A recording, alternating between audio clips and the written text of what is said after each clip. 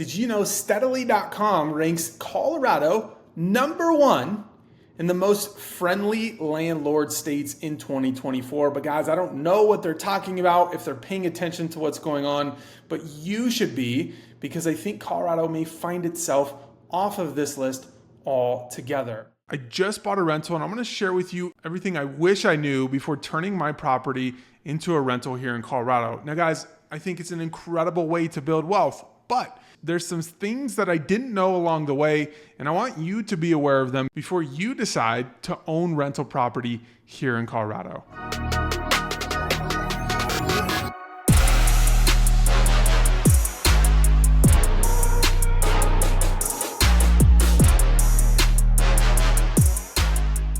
Hey guys, welcome to the channel. For those of you who have been with me, welcome back. My name's Patrick Lorienti. I am a licensed agent here in Colorado. I also am a native. And so everything Colorado real estate is on this channel. Whether you're looking to buy, sell, or invest, we've got you covered. And I want to work with you. So contact me at the information down below or schedule a Zoom call at the link on my bio. And without further ado, guys, I just turned my previous home into a rental property and moved into a new house. And I will tell you, it has been quite the journey, preparing the house, getting it listed for rent, finding a tenant, and getting the house ready for them to move in. But I also have one other rental property that we are getting ready to list as well. And between both of them, do I have some stories to share with you. Ultimately, through my own personal experience happening as I'm doing this video, I wanted to share some tips, some insights, and things I wish I knew before buying a rental property.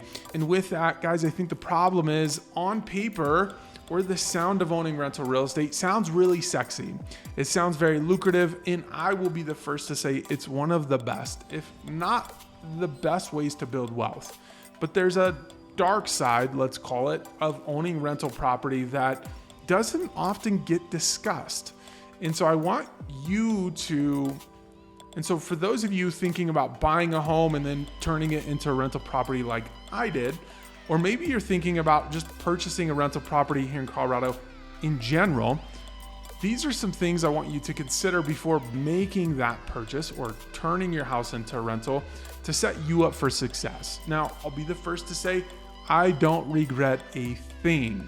As stressful as this month has been, I have a bigger picture in mind, and I am thrilled that we have added another rental to the portfolio. And as much of a stressor as the other rental is right now, we'll get into that story at the end, I am still grateful because I'm building wealth and it's playing out perfectly for my long-term vision. And so even with the stress, to me, it's worth it. But the stress might not be worth it for you. So let's get into and explore some of the things you might not expect that come with not only owning a rental property, but also being the property manager. FYI, I'm managing both of my renters, and there's a very easy fix to some of the stressors I will explore with you here in this video. We'll get to that fix at the end, as well as the story of my other rental unit that you're going to want to hear. Now, first up, guys, one of the things I wish I knew before turning my property into rental is that preparing the house for the new renters has been way more time consuming than I ever thought was possible. I mean, you don't really think of it all that much. You might not consider all of the little things, which really is why this has taken so much time. To be quite frank, guys, when we moved out, we got the house cleaned and we thought it was all ready. We restained the deck. We did a couple other things that I personally would have liked done if I was renting a property. And a week before the tenants moved in, which they're moving in 4 days, we did a walkthrough. And in that walkthrough, they pointed out a handful of things that took maybe another 6 hours to complete. Now, guys, I might be a little bit much when it comes to getting the house prepared, because the reality is I want them to be proud of the house. I want to go above and beyond their expectations of preparing the house. And so all the little things that others might let slide, I don't. And because of that, preparing the property was a huge undertaking. Not to mention, we got incredible renters, and one of the downsides to incredible renters is they take pride in ownership, and because of that, they wanted the house repainted. Could you imagine? You get the house ready, it's all nice, it's done, you've touched up paint, and then they say, hey, this isn't good enough, we want the house repainted. Oh boy, these are some of the things you might not consider, you might not think of, and it's all these little things that add up to be quite a big stress. And so if you're turning your house into rental or buying a rental property, just be prepared that prepping the house before a renter comes in, even if you don't take the extra steps as I did, can be an overhaul. So be prepared for that. Now this next one might get you a little heated, and this is really why I said Colorado may fall off that list of being the #1 landlord-friendly state. Guys, this is a new law that just came out of legislation and passed this year in 2024, and it's called eviction without cause. Now, I'm not going to go too in depth with this, but I certainly encourage you to Google eviction without cause in Colorado and do your research to understand what it is, because this new law is definitely less friendly for landlords. So make sure to Google this, eviction without cause in Colorado, and understand what this means, what it is, how it impacts you, because it is definitely not as friendly to landlords. Here in this link, you can get direct access to the recent bill that was passed and read to understand what this law entails.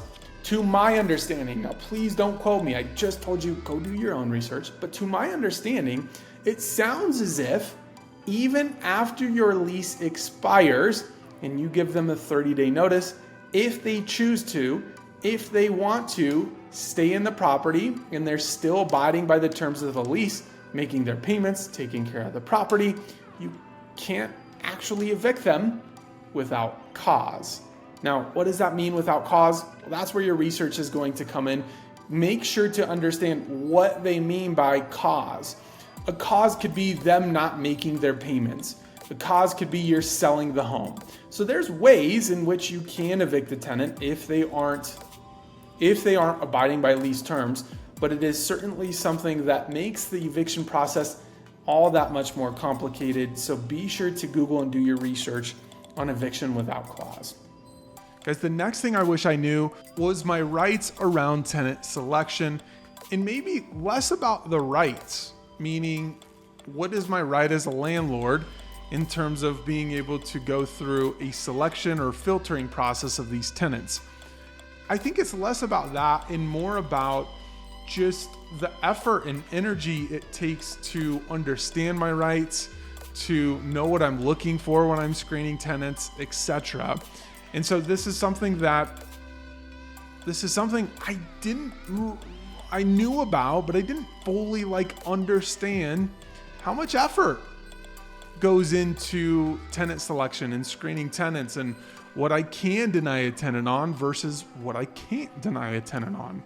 Did you know if you reject a tenant, you have to give them notice within 21 days? So it's things like this that I didn't really know before turning my new rental. I didn't know before listing my property and screening tenants that I wish I did. Now, again, this is nothing that's steering me away from owning rental properties, but it's something I didn't expect that caused a lot of stress. Now, I'm going to give you a tip here that will help you avoid some of these stresses I had going through this process by myself. But before I do that, if you guys are getting some value out of this video, please make sure to like and subscribe and tell me if you've owned rental property or thought about rental property. What are some things you've ran into or learned that you didn't quite expect until after owning your rental property or doing research in what it's like to own your rental property? Now guys, I told you I'm going to give you one tip. I'm going to give you two. Here's 2 tips that is going to help you avoid unnecessary stress in your journey in being a landlord and owning rental property. The first step is have someone in your corner. whether that's attorney or an experienced property management company or friends or realtor that has expertise, that has gone through this process, for you to either go to them for legal advice if it's an attorney, or go to them for insight and advice if it's not an attorney, but they have experience with this stuff, so that you can know, hey, well, what do I look for when screening tenants? Like, what are my rights? What do I need to be aware of so that I make sure I go through this process in the proper way so I don't get in trouble? So that's tip number one, have someone in your corner. Tip number two is hire a property manager. That's going to take care of a lot of these stressors, a lot of the time and effort and energy that goes into owning your own rental and managing your own rental. Because here's the thing, a property manager, they'll know how to screen tenants. They'll know their rights. They'll do the showings for you. They'll help you prep the property. There's all these things that a property manager will take off your plate. And so, especially for those of you who are going to be in a very positive cash flow position where you have the money to afford a property manager, I'd highly encourage and recommend going that route, unless you have the time or want to go through the process of managing the rental on your own. Now, guys, here's the last thing that I wish I knew before getting into owning rental properties. And guys, this is something that has always been a rule of thumb, and thankfully I had going into my first rental property, because you remember that story I told you I'd tell you? Well, here we go, and then I'll give you the last one for today. Guys, this is a rule of thumb for anyone buying investment properties. Have a 6-month reserve of funds that you're not going to touch for your rental property. Guys, I can't stress how important this is. And it's something that thankfully I did upon my first rental. And I say thankfully because I have a tenant. I have a tenant right now that hasn't paid rent in over 30 days. And at this point, I don't know if they're going to pay rent. I have a security deposit, which is for when they move out and they've made damage to the home, or there's issues at the home that need paid for. That's what the security deposit is for. And then you would refund them the remaining amount. Now, guys, if you're in Colorado or another state, please make sure you understand the laws and guidelines around security deposit. But in a nutshell, that's what it's for. It's also to be used for situations where a tenant doesn't pay rent. Well, the circumstance I find myself in is tenant hasn't paid rent for 30 days. I don't know if they're going to pay rent.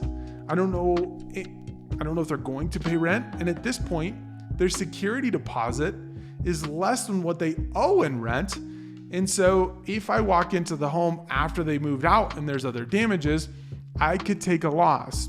Now, that's just the dark side and reality of owning rental real estate, is you might run into situations like that. And that is exactly why you want to have a 6-month reserve on hand. Because if they're not paying rent, I'm okay. I have the money to take care of the mortgage. If there's damage after they move out, I'm okay. I've got money to take care of that after they move out. And so to set you up for success, in the event you have an unfortunate circumstance with a tenant, knocking on wood, my plane lands very softly, gently, and everything works itself out. That's what I'm putting out there. Guys, I find that in these times, very rarely is it black and white. Very rarely is there not some different factors in each circumstance and situation that makes it a little bit unique.